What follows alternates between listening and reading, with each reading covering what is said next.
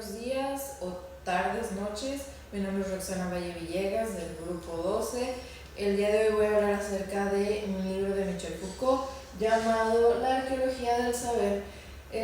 Antes de comenzar me gustaría hacer mención de que todo lo que anoté en el pizarrón fue análisis mío, simplemente que lo anoté porque como fue bastante información para no olvidar en qué orden estoy.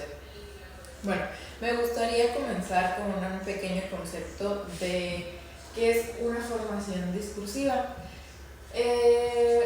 Una formación discursiva es el conjunto de reglas que determinan qué puede decirse. Teniendo esto en cuenta, nos vamos que Michel Foucault fue un filósofo francés que vivió en el siglo XX.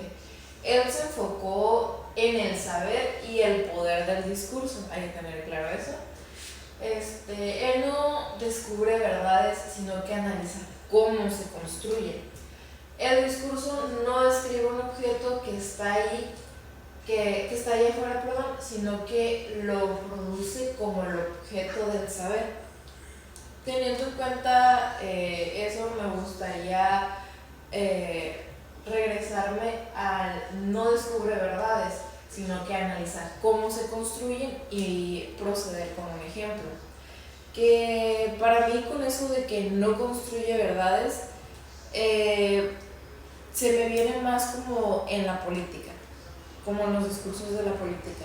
Hay que tener en cuenta que no siempre los políticos dicen la verdad en sus discursos, pero ¿qué es lo que hace que sus discursos sean creíbles?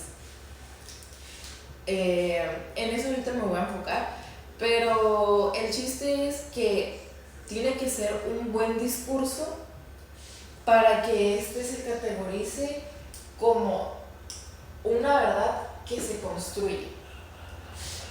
Yo dividí esto de las modalidades enunciativas en dos preguntas. ¿Quién puede hablar y con qué autoridad? Teniendo en cuenta lo de la política, no es lo mismo que una persona sin influencias diga, ¿sabes qué? A mí me dijo que fulanito de tal está cometiendo fraude. A que una persona que está muy bien parada en la política, que tiene respaldo económico, no sé, apoyo de las personas, diga lo mismo. Esa persona tendría más credibilidad por el hecho de dónde está. Con esto de quién lo dice, dónde y quién lo respalda, regresándome al ejemplo que acabo de dar, pues se tiene en cuenta que una persona que está muy bien posicionada y tiene respaldo va a hacer que su palabra sea más creíble, aunque su discurso no sea verídico, que al contrario de una persona que dice un discurso verídico pero no tiene respaldo. O sea, ¿qué le asegura a los demás que él está diciendo la verdad? De ahí me podría ir a un ejemplo que es sobre las mentiras y una verdad, donde podemos tener en cuenta que una persona puede llegar y echarte una mentira, tú no le vas a creer, pero si esa misma persona vuelve a traer 3 personas que lo acompañen en la mentira, tú vas a dudar y tal vez le creas. Funciona lo mismo con las verdades, que si una persona llega sola y te dice la verdad, puede que tampoco le creas porque es solamente una persona y no tiene respaldo. Bueno, yéndome un poquito más adelante, quiero hablar sobre la criminalidad, que me pareció un punto bastante interesante de cómo se maneja este discurso y la percepción que se tiene sobre él, donde Michel Foucault menciona que no existe el delito, sino la manera en la que lo vemos y tratamos al criminal. De aquí pues nos vamos a lo que son los rasgos de los criminales. En la ley y todo eso se tiene ya un discurso previamente escrito sobre los criminales, donde abarcan ciertos tipos de rasgos y cualidades que estos deben de tener. Pero, ¿qué pasa si hay una persona que en realidad cumple con algunos de estos estereotipos, pero no es considerado completamente un criminal. Ahí es lo que se me hizo bastante interesante, ¿no? También el hecho de cómo se percibe, es que no sé cómo explicarlo, pero el cómo se percibe eso de la criminalidad. También entra mucho eso de la percepción y se me hace un poco hipócrita. Bueno, así como sentí yo que estaba planteado y mencionándolo ya con ejemplos, el hecho de que, por así decirlo, tenemos una persona blanca que comete un fraude y a una persona de color que comete un fraude.